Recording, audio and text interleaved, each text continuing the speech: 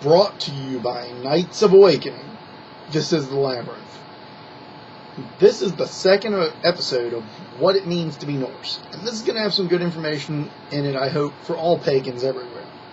It's going to be coming from the Norse point of view, but it should be applicable to anyone who has faiths, multiple gods, or anyone who has faiths that have a unique modern depiction that may not have been what we were in days past, or necessarily how we should be defined in days present. I've done this show now about 3 times. I have stumbled on the wording and fumbled on it. I've hit my head against a wall. I've taken a small break to come back, because it's really easy to go into the negatives on this. And it's really easy to feel like I'm going out there and being like, how dare you say you're Norse when you're following this stereotype, when that's not what I'm really trying to say at all.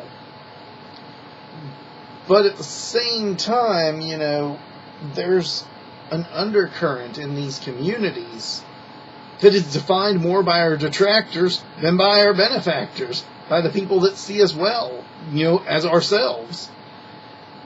So let's start with the 2 sides of this coin then.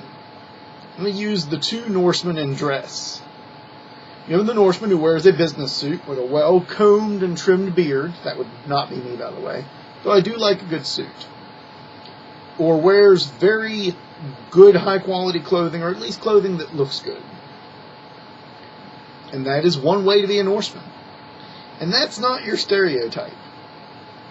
They may wage their battle in the office room.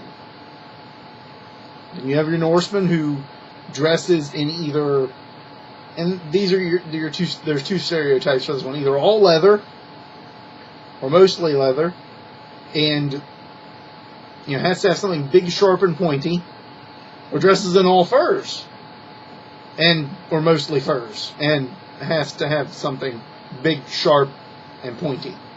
And I like big sharps and pointies. I really do.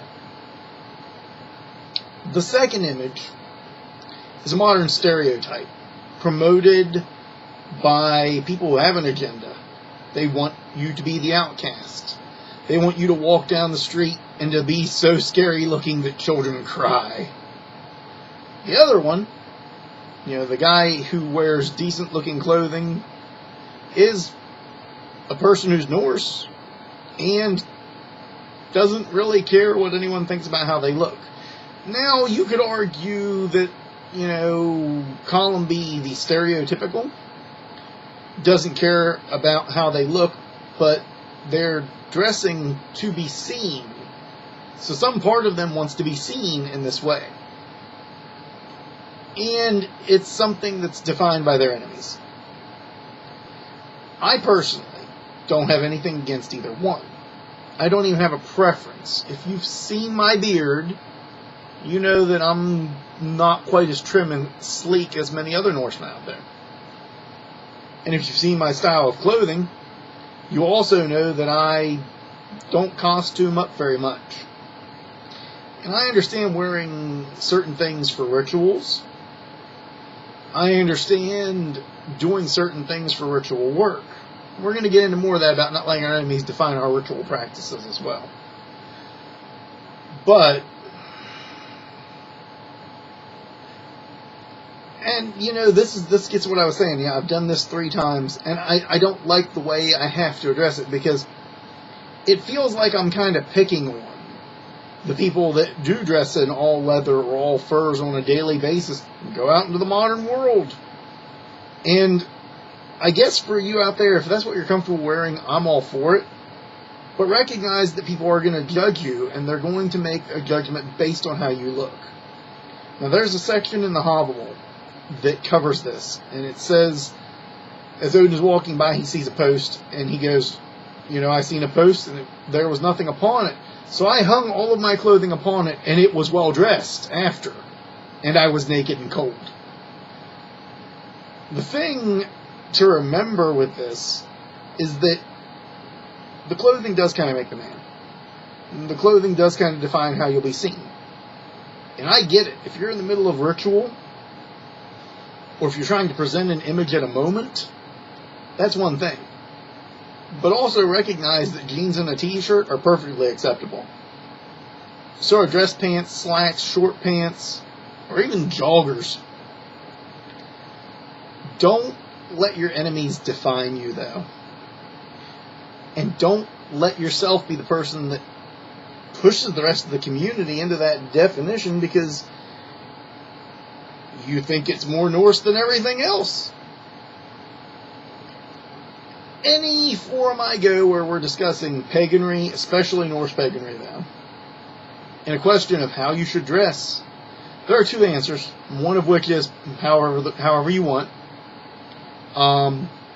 Three answers, I guess. However you want, whatever is good in accordance with where you're at.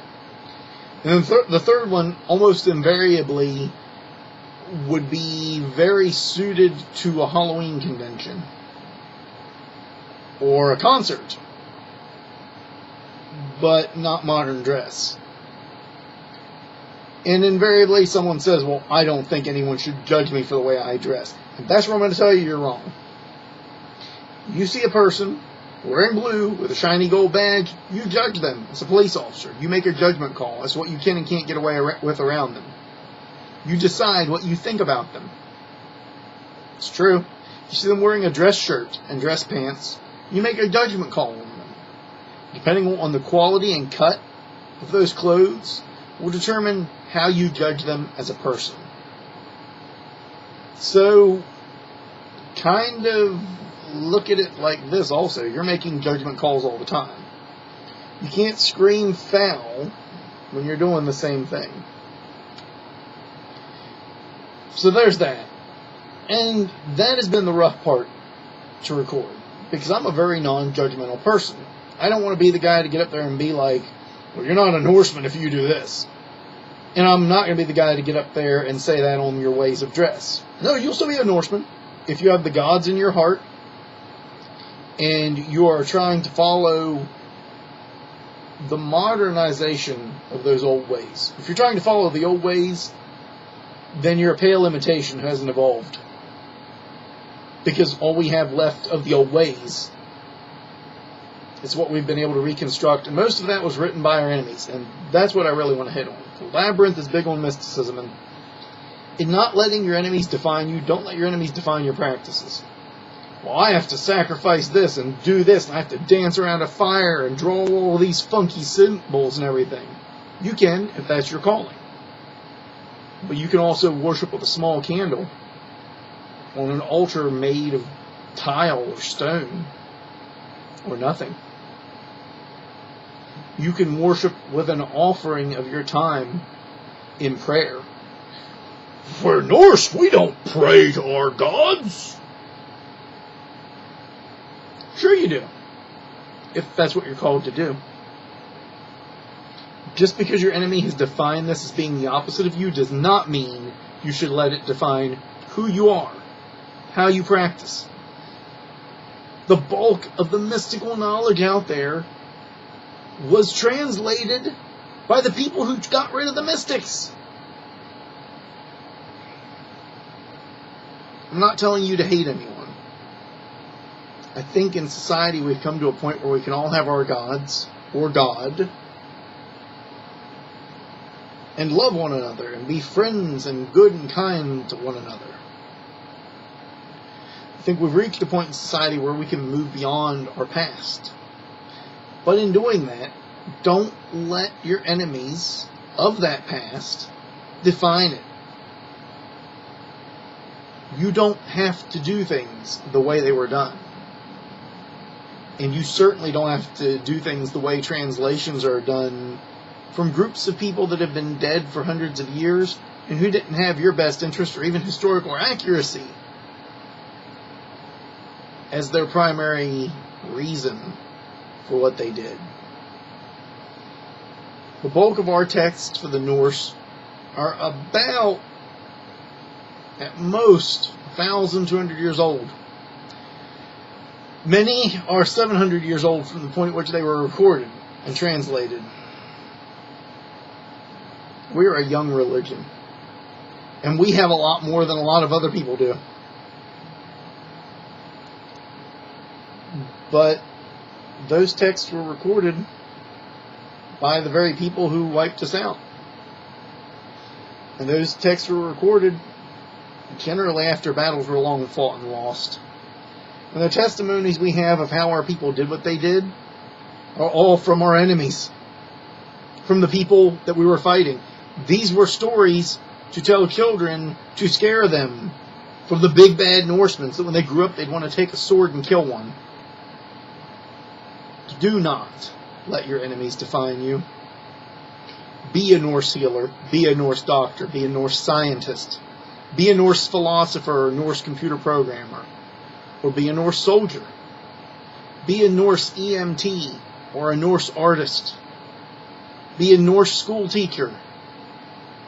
And this goes for all pagans as well. Not that you have to be Norse. I'm not saying the whole world should be.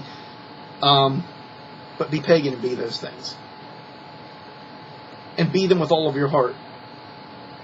And let that be how we define what we are going forward. And I'll be glad to teach you the ways I do mysticism in future shows and to hit more on those topics.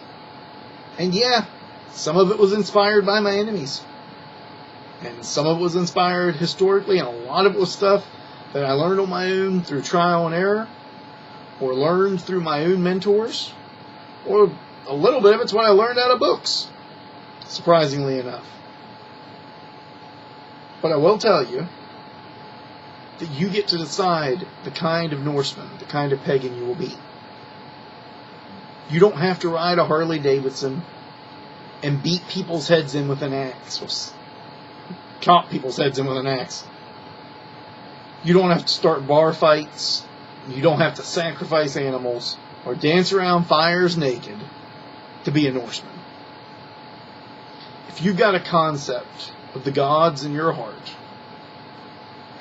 and you have a calling to those gods, to those traditions, to that mythology, and it inspires something in you that makes a fire burn brightly, then be it. And that goes for whatever form of paganry you are, or heathenry. But don't let your enemy define you. Don't think that you need to change the way you dress to be Norse. Don't let anyone tell you that you can't worship one way or another. Don't let them tell you that you can't be kind or good or forgiving. Don't let them tell you that you can't heal other people. Don't let them tell you you can't be a good person by your definition of good and right. So I'm telling you, the Norse were the most diverse people, historically speaking. From what we can find out, they were one of the most diverse people ever. We had many ways of being who we were. It's what makes it so hard to piece it together. Because being Norse doesn't have dogma. It has a path, a direction of self-understanding. And that goes for all paganry. Don't let your enemies define you. That is the message I have for you today. I hope you liked this video. I hope the first part of the video didn't put you off from getting to the last part. I hope that something in this made you think and inspired you. Or if you are a pagan or a heathen, if you're Norse, or if you're Celtic, if you're a witch, or if you're more shamanic in your traditions, whatever it is you are,